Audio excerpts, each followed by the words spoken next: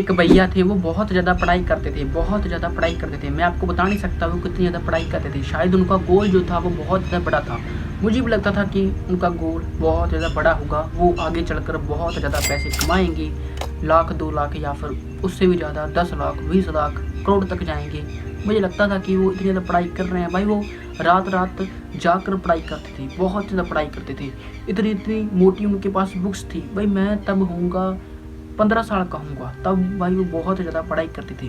लेकिन धीरे धीरे हुआ क्या, मुझे भाई उनके बारे में पता लगा। मुझे उनके बारे में पता लगा कि उनको एक जॉब मिल चुकी है।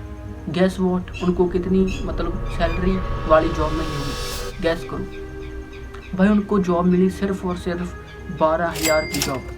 भाई इतनी मेहनत के बाद, इतने हार्ड वर्क के बाद उनको भाई जॉब मिलती है सिर्फ और सिर्फ 12,000 की। भाई वो रात रात तक पढ़ते थे।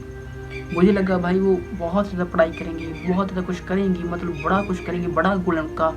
लेकिन भाई उनका भाई गोल जो था वो तो शायद नहीं पूरा हो पाया होगा।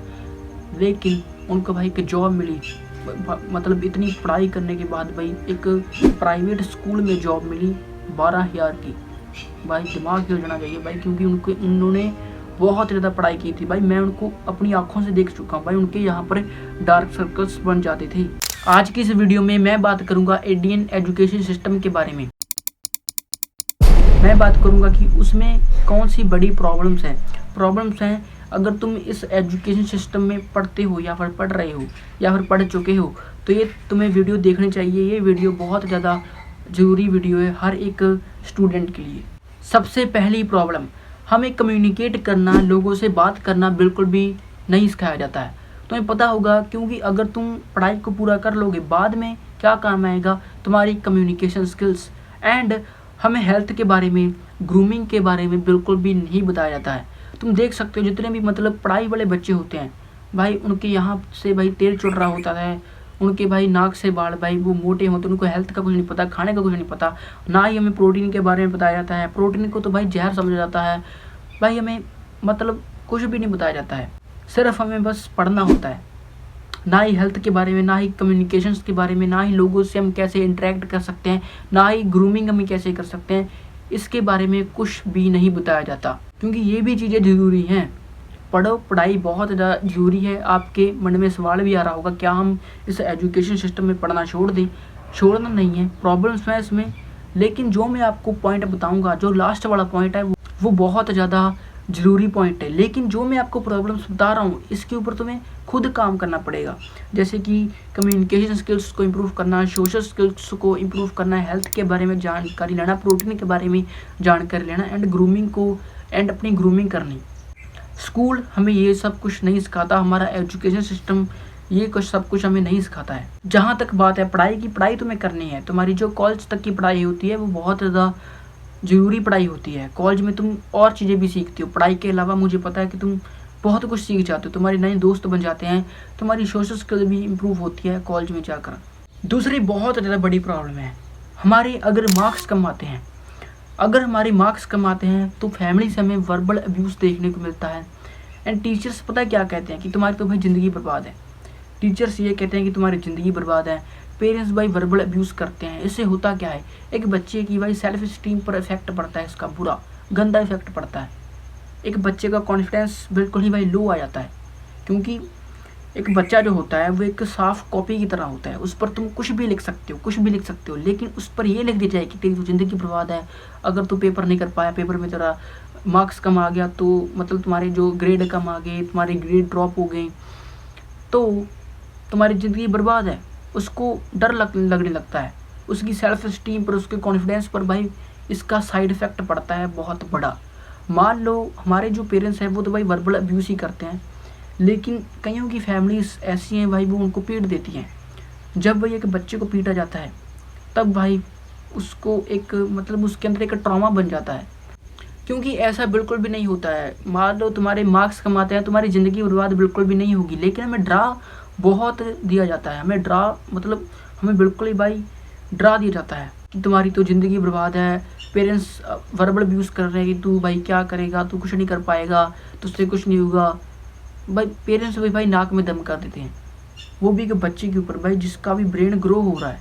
मान लो तुम घर से भाई बातें सुन कर आए हो एंड तुम्हें कोई बंदा कह दे कि स्टेज पर चढ़ के, तुम्हें कोई टीचर बोल दे स्टेज के ऊपर चढ़ के न्यूज़पेपर बोल, तुम नहीं बोल पाओगे। तुम घर से भाई सुन कर आए कुछ जिससे तुम्हारा कॉन्फिडेंस लो हुआ, तुम्हारी सेल्फ स्टीम लो हुई, तुम्हारा अपने ऊपर से भरोसा उठ गया एंड भाई तुम्हारा कॉन्फिडेंस लो हो गया एंड तुम स्टेज के ऊपर जाके कुछ भी नहीं बोल पाओगे। प्रॉब्लम नंबर 3, स्कूल तुम्हें ये नहीं सिखाएगा कि तुम करोड़पति कैसे बन सकते हो, क्योंकि जो तुम्हारे सर हैं वो भी 20,000 की जॉब कर रहे हैं, क्योंकि वो भी एक एम्प्लॉय हैं, वो भी किसी के अंडर काम करते हैं। तो सर भी तुम्हें बता देगा कि तुम 50,000 कमा पाओगे, लाख कमा पाओगे, लेकिन स्कूल हमें ये नहीं बताता, एजुकेशन सिस्टम हमें ये नहीं बताता कि तुम करोड़पति कैसे बन सकते हो।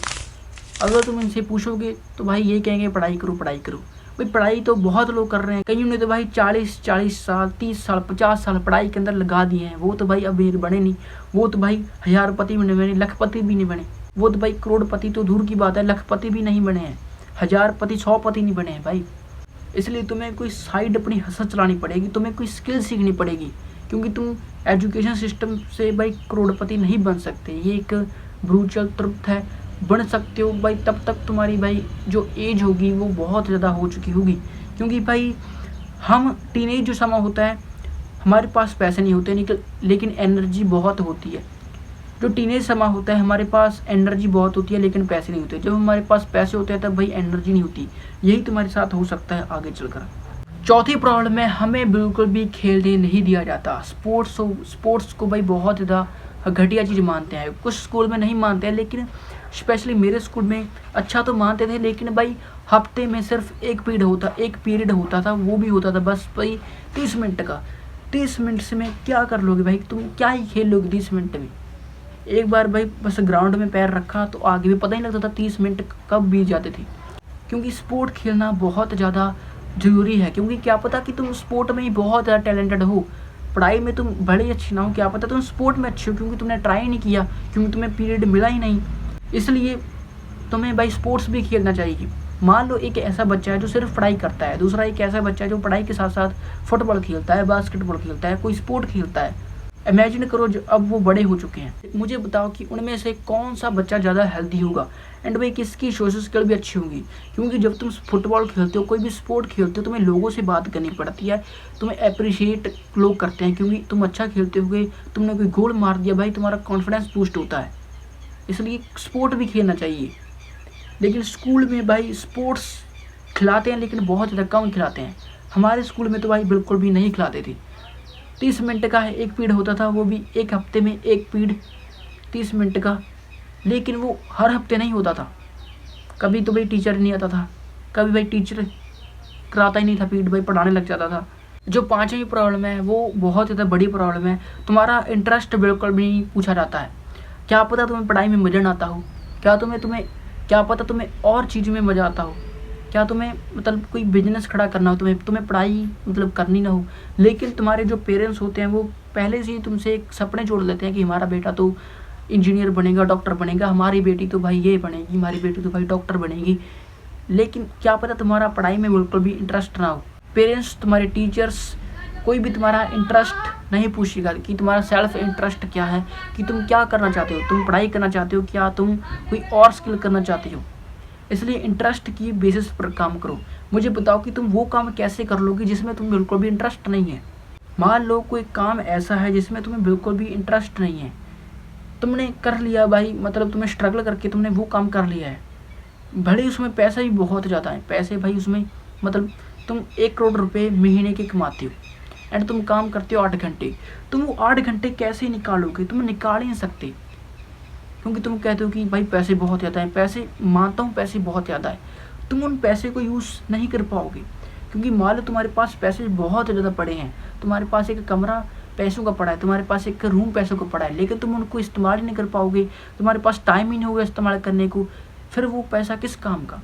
लेकिन अगर कोई जॉब ऐसी, अगर कोई काम ऐसा जिसमें पैसे थोड़े कम है लेकिन तुम्हें उसके अंदर मज़ा आता है, भाई तुम्हारी लाइफ पूरी अच्छे से कटेगी, तुम्हारी लाइफ अच्छे, तुम ज़िंदगी जियोगे, तुम खुली सांस के साथ अच्छे से जियोगे अपनी ज़िंदगी को। जिस काम में तुम्हें इंटरेस्ट आता है उस काम को करने शुरू कर दो, कुछ भी मतलब देखो उस काम को करना शुरू कर दो। अपनी पढ़ाई के साथ साथ एक स्किल को डेवलप करो, एक स्किल को डेवलप कर लोगे तो तुम्हारे लिए बहुत ज़्यादा बढ़िया रहेगा। अगर तुम पढ़ाई के साथ साथ कोई भी स्किल को मास्टर कर लोगे, ये तुम्हारे लिए बहुत ज़्यादा बढ़िया रहेगा एज़ कम्पेयर टू उस बंदे के जो सिर्फ पढ़ाई कर रहा है। क्योंकि पढ़ाई तो भी कितने लोग कर रहे हैं, कॉम्पिटिशन बहुत ज़्यादा है। तुम डिफरेंट थिंग्स को ट्राई नहीं करते हो, क्योंकि पढ़ाई में तो भाई सभी लगे हैं। तुम भाई और की चीज़ कर सकते हो, क्योंकि मान लो अगर भाई सभी लोग सोना खोद रहे हैं, सभी लोग भी धरती में से सोना खोद रहे हैं, लेकिन तुम क्या करोगे? मुझे बताओ, तुम क्या करोगे? तुम सोना मत खोदना, तुम पता क्या करना, तुम वो सामान बेचना जो सोना खोदने के काम आता है।